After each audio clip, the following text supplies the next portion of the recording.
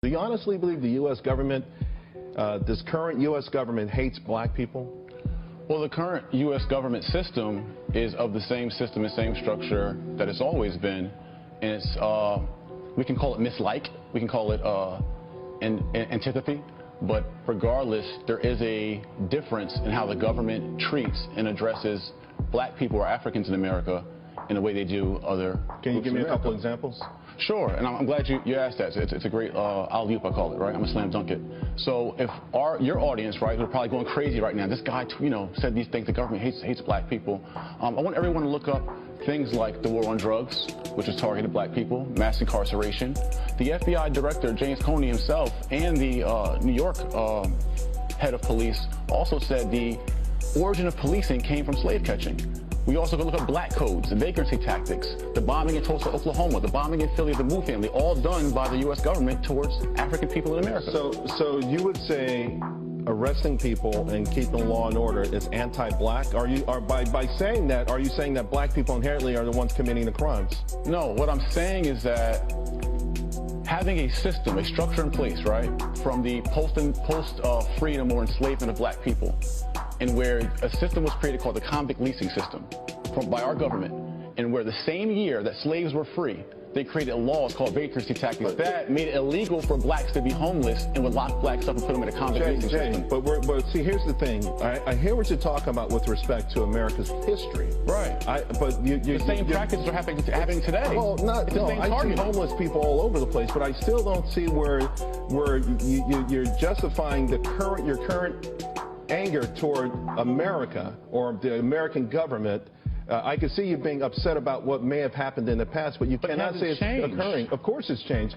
The fact that you're in this studio right now talking the way you are is the best proof in the world that it's changed. The fact that the 13th Amendment still says slavery was abolished except you commit a crime says that things are still the same. And when you have inmates working in prison, majority of whom are Africans in America, who are making 20 and 30 cents a day. Jay, why are the majority of people in prison of African descent? Because the African people in America were never repaired after their enslavement, after their Jim Crow, after the government redlined them, after the government never gave any restitution for the Holocaust enslavement of African people.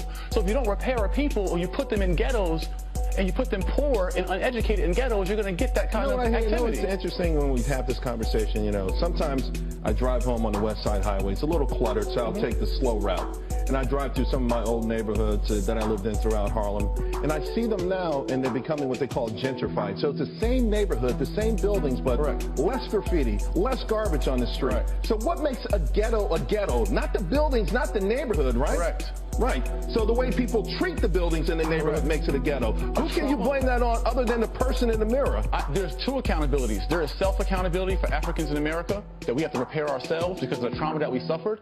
But I liken it to if you take someone who was kidnapped, right, and or a woman or a man who was molested for several years, and then they're pushed out of the house that they were molested in, and then they go out in the streets and they're promiscuous. You blame them for being promiscuous, but you don't blame the person who caused the trauma. Yeah, it's a stretch. See, it's not a stretch. It's a stretch. Was there or was there not? So if there was never trauma for this kind of treatment, right? I'm talking about the human rights violations of Africa. We're talking about the individual, not the history. One thing, I got to tell you something. They come together, King. They don't. They come together. If they did, if there wasn't a need for repair of people, then the Japanese Americans wouldn't have been repaired or had restitution after their 2 years internment camps in America. Or the Jewish Germans wouldn't have gotten repair. Are you saying all it would take in your mind then is some sort of restitution check from the government? I didn't say check. No, well, you're saying some sort of restitution. Repair aid, restoration. Let me tell you something. It starts with there are no black people in America right now who were ever slaves. Not a single one. Right. There are no white people in America at this point who were ever slave owners. Correct. Okay. But is there not residual effects of that? The overwhelming majority. Are there no residual effects of that? Not for the average person on either side. Is there no not for the average person for the either side. How did the black people get into the ghettos you talked about? You have to escape Did the government not redline black people, put red lines on the map? Google it if you don't know, King. The government put black people into ghettos through redlining. That created it. Jay. Is that right or wrong? Ultimately, we are in a point right now. Did the government not create COINTELPRO? A government program that broke up civil rights leaders and assassinated our people. Did the government not do that? You can put good people in a bad system. If the company culture is screwed up, then it's going to play out in the market? Well, the market for us is the treatment of African people in America. And it's proven by, Jane Elliott said it best. You can ask a room full of European Americans, white people, and ask them, would you trade places with the treatment of African American? And not one would say yes. If it was fair, they all would say, sure, I would. So ask your white friends at home and ask them, would you trade places with the treatment of black people in America? And not one would, because we all know it's unfair. Well, I don't want to speak for all white people here, but I will say a lot of people would probably turn around and say the worst part about the treatment of black people in America is how black people treat each other in America. But see, why is it always a spin? It's not a spin. It's a fact. If we're laying out the factual issues and we're going to rank them in terms of what's the most critical in terms of making black life miserable in America, I personally think I would put the way black people treat black people at the top. I'm all for self-accountability. I call you king, and I call all our black women queens to purposely elevate and uplift them. That's what I've been doing it for a year now. I don't use any other words other than king or queen referring to our own, because we've been personally degraded. We degrade ourselves, and we've been degraded. But we always spin the point. It's not a spin. How do we fix that? You have to. How do we fix that? Black people killing black people. When does the perpetrator take acceptance? Right? You want the victim to take acceptance, but when does the perpetrator, the government who created this system, not the government, that has abused and traumatized the people? Not the government. I'm talking about the young brothers who are going to kill each other this weekend all across this country. I know what you're talking about. I'm okay with self-accountability. Killing each other? No, I'm okay with self-accountability. How do you fix that then? How do we fix that? It's through our repair curriculum. Right now, we're repairing ourselves by unifying ourselves. I have a solution for us.